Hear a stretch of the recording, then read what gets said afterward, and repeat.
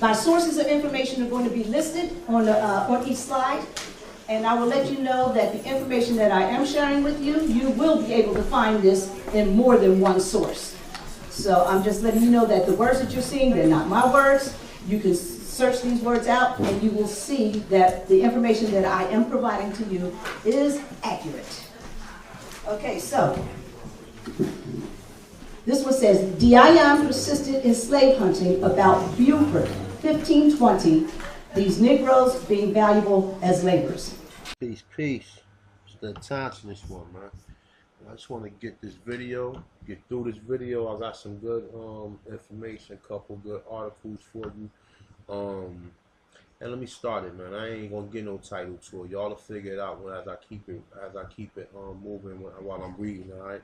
So this is the article, Indian Country Today. Okay.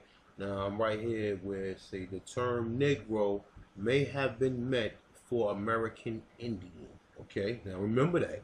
All right, you never heard that before. I have never heard that before. I mean, I've heard it, but I have never really looked into it like that, and we want to get into it. All right. So it say during the session, Native Americans at 1619. It say Dr. Arika Coleman, an assistant professor at University of Delaware, who is a Rappahannock and so-called African descendant. It say discuss how the term Negro might have actually been referring to African American. To American Indian. So according to her book, her 2013 book, that the blood stay pure. They say the term origins can be traced to medieval Italy, where it was a classification of skin, not race. Okay, so it said additionally, Europeans often refer to indigenous population of their communities as Negroes.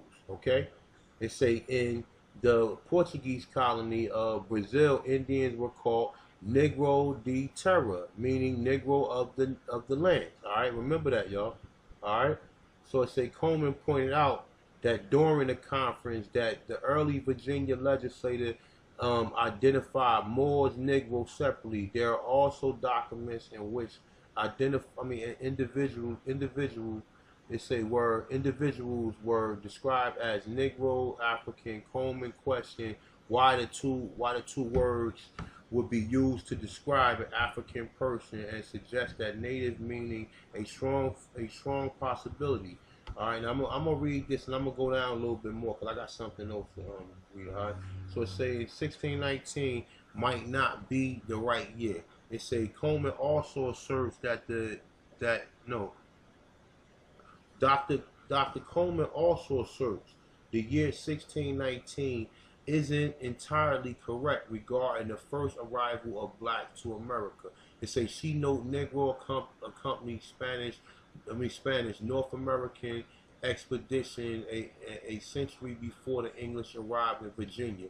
It says she also cites evidence that cohabitation with Aborigines in early 17th century. She says that the 1603 7 Negroes escaped from St. August, say maintain their freedom and marry Indian women. Now, that's something else, all right? So I'm gonna later on I'm gonna come back and touch on this lady right here, Chief Lynette Alliston. Chief Lynette Allison, all right, of the Nottoway Indian tribe of Virginia. I'm gonna come back and touch on her, right?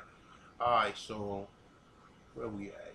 We right here. All right, so it's a long article, y'all, but I'm gonna try to just get through what I read. I might make 2 parts to it, depending on how much how tired I am. I'm kind of tired tonight.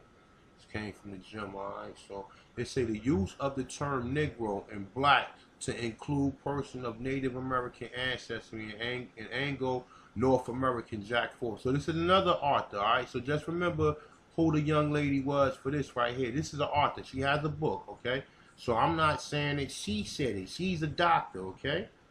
She's a doctor, okay? This is her book right here, May the Blood Stay Pure. And if you notice in these people in here, they are mixed with Europeans. That's the reason why they look the way they look. These are Negroes that mix with Europeans, all right? That's all it is. So, all right, so it's the use of the term Negro and black to include a person of Native American ancestry and Anglo-American. All right, so now look, check this out. Now, if this is true right here, man, this is checkmate, all right? And people that, like all these scholars and everything, they don't want to fuck with the intentionalist one, man. I mean, because stuff like this you cannot explain. You cannot explain Indian slavery that lasted that lasted the same time African slavery did.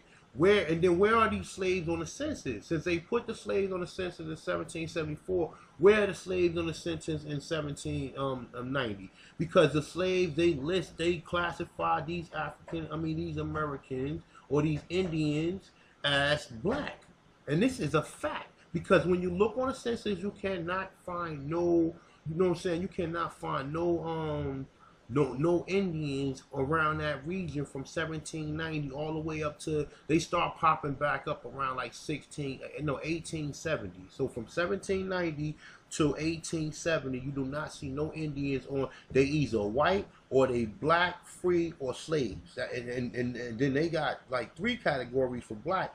Either they free. No, I guess they got total population. They got free and enslaved blacks. That's what they got. All right, so boom. So let's read this, man. All right, so it say the word black may include all Negroes, but the term Negro does not include all black persons. Yeah, all right. It say we are of an opinion that the word white, Negro, mulatto, and black person, whenever they're occurring in our Constitution, might be taken in their generic sense, that the word black person in the 14th section must have been a distinguished from white and necessarily include all races other than the Caucasian. All right, so let's read through this, man.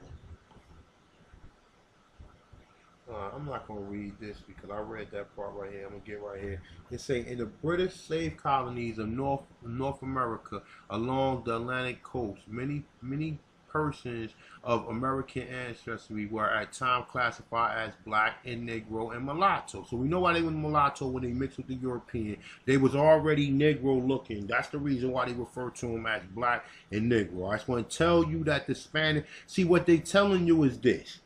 When Columbus and them came, because that's your Spaniards right there, when they came and when the other ones came too, you're going to see that they was calling these people in the Caribbean Negroes and blacks. So they was already there. This is checkmate right here. All right, so let me get with this. All right, it's going to be some things that might throw you off, but listen, man, put your Aborigine scopes on and just read through. Listen to what I'm reading, and the important stuff I'm gonna read twice. All right, so. It say mulatto, people of color. It say, and these terms were, of course, used for people of African ancestry.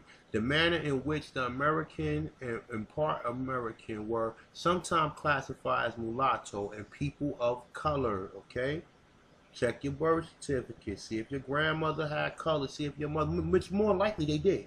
Which more 99% they did. All right, it say from the New England to South Carolina and in the Spanish Empire are explored elsewhere. The purpose here is to illustrate how the term Negro had also been applied to people of American and descent. So what do the word American mean? Originally applied to the Aborigines or copper-colored races. They're telling you the Aborigines are Negroes. And listen, I'm gonna be reading through this and we're gonna get with this. All right.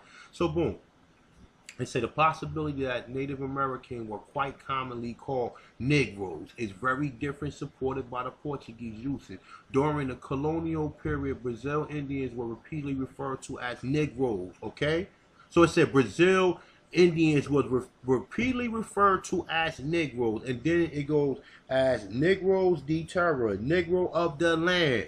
Okay, why would they refer to people, Indians, as Negroes? So, because obviously, and they have seen Negroes because they just came from warring with the Moors.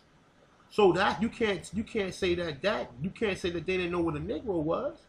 Okay, so a great many examples from the 16th century and later centuries are cited by George Frederick, whatever. It said an analysis of Portuguese sources. It say these do not have to be repeated here, but suffice to say, suffice to say that it was so common that finally in 1755 a royal decree had to be issued as follows. Okay, now check this out. It say among the regrettable practices which have resulted in the disparagement of the Indians, one prime abuse is the unjustifiable and scandalous practice of calling them Negroes. Now check this out. It say perhaps by so doing the intent was no other than to induce in them the belief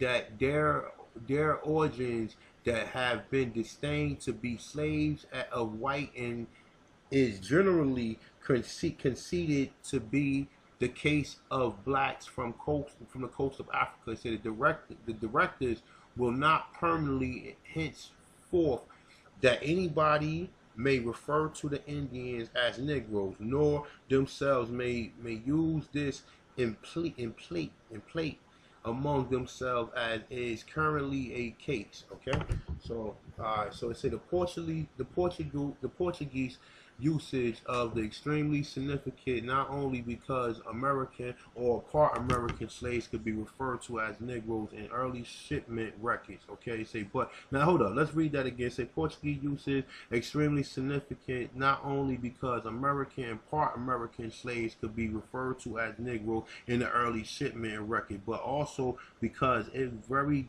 much affects one analysis of the population status of colonial Brazil. And that's the same thing with this, with everything else. It affects the